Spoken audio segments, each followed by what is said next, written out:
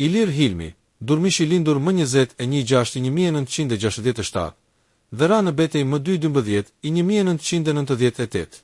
Ilir Durmishi u lind në Besian, më 21 qershor 1967.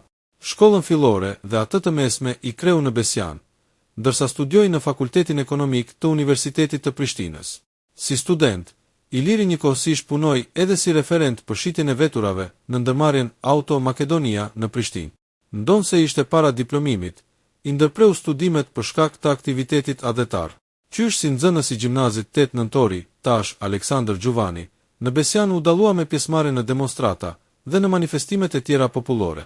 Po ashtu edhe si student mori pjesë në demonstrata studentore të vitit 1997, dhe të pranë kushtroheshin çështjet e të drejtave të shqiptarëve në ish Jugosllavi. Iliri ishte gjithnjë i kyçur në lëvizjet dhe format e aktiviteteve që pushteti të atëhershëm ja bëni me dije se shqiptarët në Kosovë janë të shtypur dhe nuk i gëzonin drejtat si popujt tjerë në ish Jugosllavi. Prandaj kontaktet e para me ilegalen verës së vitit 1998.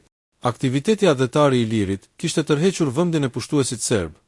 Prandaj shpesh herë u ndalua dhe u mor në pyetje nga policia serbe.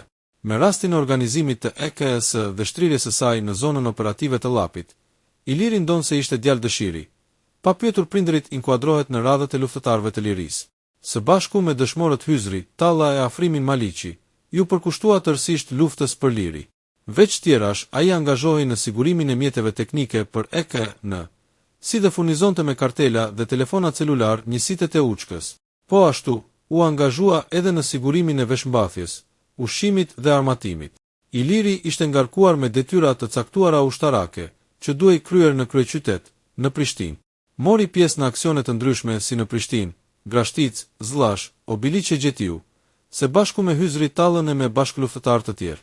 Ilirit me bashkëluftëtarët, Afrim Maliqin e Hyzri, Tallën u vran nga një pritë organizuar e kriminalëve pushtues serb, derisa ishte duke lëvizuar me vetur në Kodrën e Diellit në Prishtinë, më 2 dhjetor të vitit 1998.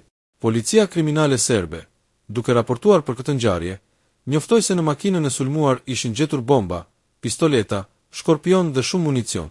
Siç duket policia kishte pasur informata mbi vendodhjen e Ilirit, prandaj kishte bllokuar tër lagjen e Kodrës së Diellit. Në vendin e rënies së këtyre 3 dëshmorëve në mes konvikteve të studentëve dhe qendrës tregtare, është zbuluar pllaka përkujtimore. Ndërsa në varrezat e fshatit albanik, familja e dëshmorit Ilir Durmishi ka vënë një pllakë përkujtimi mbi varrin e tij në albanik, ku pas ceremonialit ushtarak të zhvilluar në shtabin e EKS në Llapashtic, ishte varrosur me nderime ushtarake, më 3 dhjetor të vitit 1998. Iliri ishte një adhetar i bindur në fitoren mbi armikun. Dëshmori Ilir Durmishi, la pas vetes prindërit, Bedrien dhe Hilmiun, bashkëshorten shqipe me fëmijët Dean e Orgesin, si dhe motrat Florien, Valdeten dhe Pranverë.